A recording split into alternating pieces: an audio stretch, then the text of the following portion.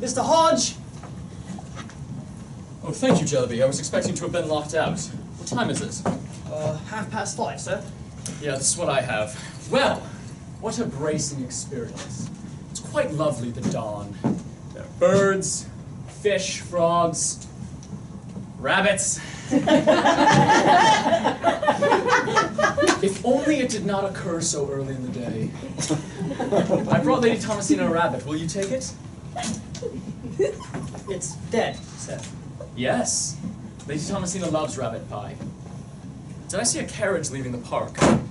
Yes, sir. Captain Bryce left in his carriage with Mr. and Mrs. Chater. Gone?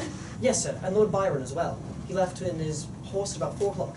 Lord Byron, too? Yes, sir, the house has been up and hopping since you've been out.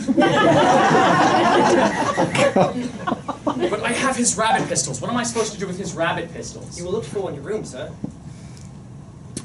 Jellyby, did Lord Byron leave a book for me? A book, sir? He had the loan of a book for me. He left nothing in his room, sir, not even a coin. Well, I'm sure he would have left a coin if he would have had one. Here's half a guinea for you, Jellyby. Thank you, sir. What has occurred? The servants have been told nothing, sir. Oh, come. Does half a guinea buy nothing anymore? Her ladyship said she had an encounter with Mrs. Chater last night. Where?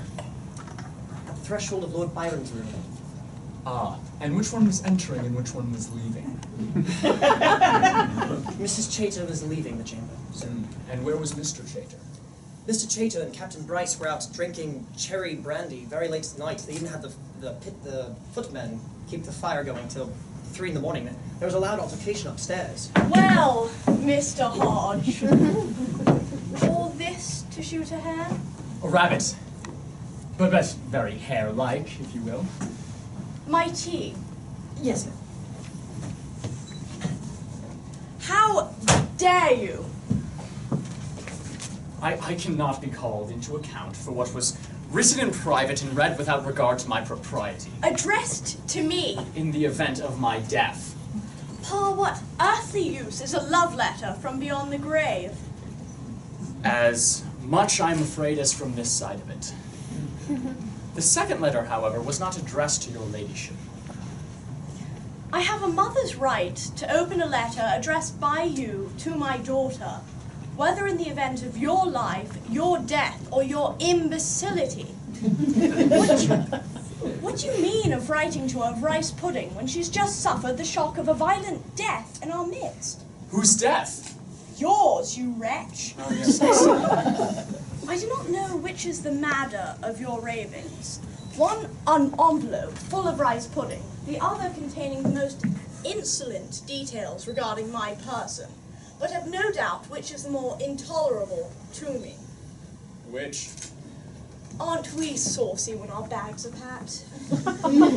Your friend has gone before you, and I have dispatched the harlot Chater and her husband, and my brother for sending them here. Such is the sentence, you see, for choosing unwisely in your acquaintance. Banishment. Lord Byron is a rake and a hypocrite, and the sooner he sets sail for the Levant, the sooner he will find society congenial to his character. I'm afraid I have no knowledge of what has occurred. Your trollop was discovered in Lord Byron's room. Discovered by Mr. Chater? Who else? My lady, I apologize for using your kindness to bring my unworthy friend to your notice. He will have to give an account of himself to me, you may be certain. I will do it. Yes, ma'am. Also, Mr. Hodge, a letter came for you from Lord Byron. He left this for me? Yes. Thank you. When did he do so? As he was leaving, ma'am. I do not know whether it is proper for you to receive a letter written in my house by someone not welcome in it. Very improper indeed, your ladyship. Your ladyship should have lived in the Athens of Pericles, where the sculptors would have fought the philosophers for your idle hour. Oh, please. Really? Really? See? Here's a thing. A letter written by Lord Byron, never to be read by a living soul. I will take my leave at the time of your desiring it. To the Indies? To the Indies? Why? To follow the Chater, of course. She did not tell you? I don't think she exchanged half a dozen words with me. I expect she did not like to waste the time. The Chater sails with Captain Bryce. As a member of the crew? No, as a wife to Mr. Chater, plant gatherer of my brother's expedition. I knew he wasn't a poet. I didn't know it was botany under false colors. He is no more a botanist. My brother paid £50 to have him published, and will pay £150 to have him picking flowers for a year in the Indies while she plays mistress to the captain's quarters. But is Mr. Chater deceived? He insists on it and finds proof of his wife's virtue and his eagerness to defend it. Captain Bryce is not deceived, but he cannot help himself. He would die for her. I think, your ladyship, he would have Mr. Chater die for her. Indeed, I never knew a woman worth the duel, or the other way about. Your letter to me goes ill with your conduct to Mrs. Chater. Mr. Hodge, I have had experience of being betrayed before the ink is dry, but to be betrayed before the pen is even dipped. What am I to think of such a performance? Your ladyship, I was alone with my thoughts in the gazebo when Mrs. Chater ran me to the ground, and in an agony of unrelieved desire, I thought the Chater, with her skirts above her head, might provide to me the momentary happiness to which I dared not put a face. I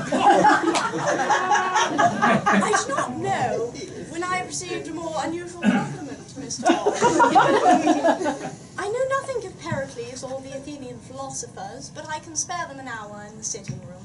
Bring a book.